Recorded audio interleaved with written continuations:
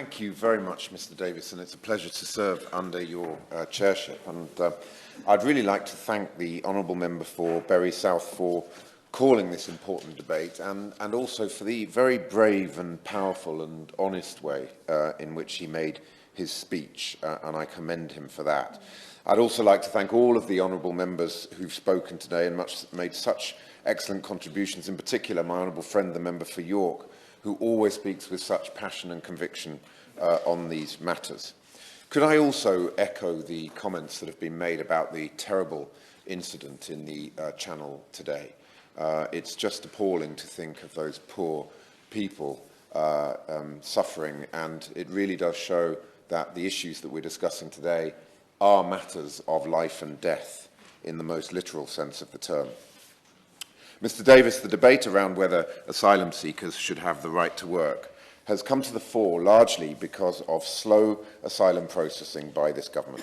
After 12 years, a series of Conservative Home Secretaries have openly admitted that their asylum system is broken, and they should know because they broke it.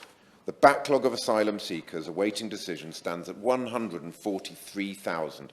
An enormous 97,700 of these have been waiting for more than 6 months. The root cause of this is that the government has failed to process asylum claims with anything like the efficiency required. In 2012, Home Office decision makers were making an average of 14 asylum decisions a month. Now they're making just 5. Tory ministers tried to blame COVID, but the truth is that this is a mess of their own making.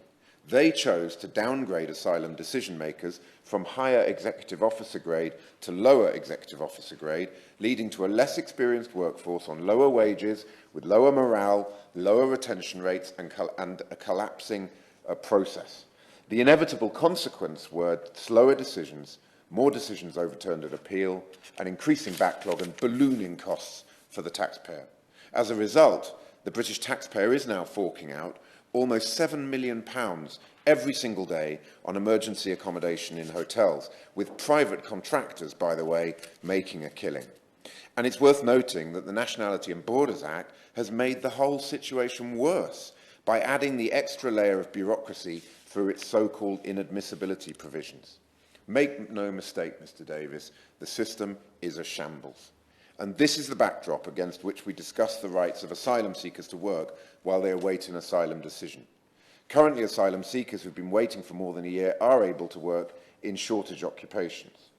But we on these benches are clear that this should be reduced to 6 months. It would not be appropriate for people to work straight away on arrival, as those who have clearly unfounded claims who have come from safe countries should be swiftly returned. The asylum system is for those fleeing persecution and conflict. It is not an alternative to the normal immigration rules for those who are not.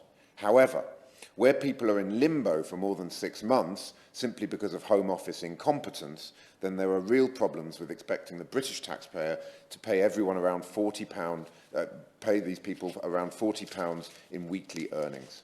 This money and more could be being paid by employers, especially at a time of high job vacancy rates in Britain. The current state of affairs is damaging to the taxpayer, damaging to the exchequer, and damaging to the well-being of asylum seekers. The government's very own Migration Advisory Committee said restrictions were, and I quote, pushing asylum seekers into exploitative situations by preventing them from obtaining safe and legal sources of income. And the Lift the Ban coalition, as has been mentioned by my honourable friend, the member for Bury South, estimates that reform on this policy could save the UK economy more than £333 million a year. Moreover, research by the OECD found that being refused permission to work leads some asylum seekers to work unlawfully, which exposes them to exploitative working practices due to the absence of health and safety and other regulatory employment protections.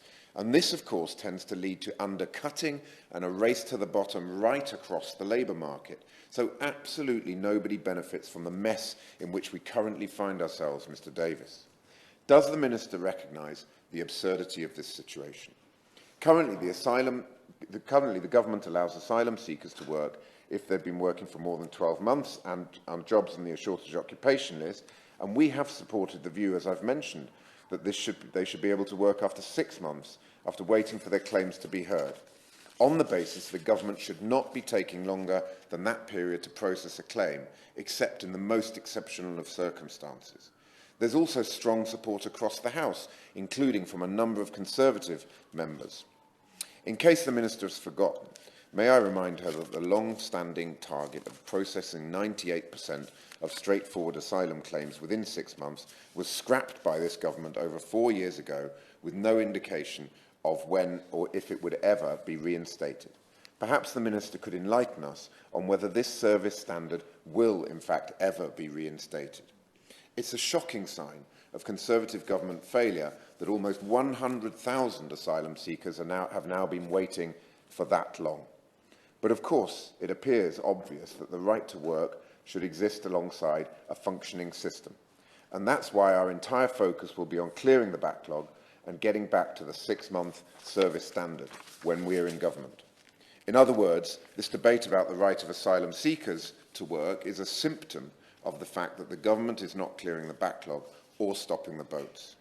On the issue of small boats, we on these benches are clear that the dangerous channel crossings are a real problem, and preventing them is a priority for our party. In 2019, the then Home Secretary said that she would stop the small boat crossings in months. 3 years later, the numbers have rocketed to around 45,000. Meanwhile, we recently had the chaos of 4,100 people living in Manston, more than double the legal limit, with the local Conservative MP blaming the Home Secretary for failing to provide the appropriate accommodation. And last month, we heard another Conservative MP calling on the Immigration Minister to consider his position over the procurement of hotels around the country. And we know that 222 vulnerable children have gone missing from asylum accommodation, while there have been other deeply disturbing safeguarding issues. The public can see that the asylum system is neither firm nor fair, neither compassionate nor competent, neither safe nor secure. The system needs fixing, but unfortunately the Conservatives are more concerned about chasing headlines than doing the nitty-gritty of good government. They put tough talk above hard graft. But the country can see that government by gimmick is not working, Mr. Davis. And an obvious example of this is the failing Rwanda offloading plan, where the mere threat of deportation was supposed to prevent crossings, but they've actually dramatically increased since that announcement.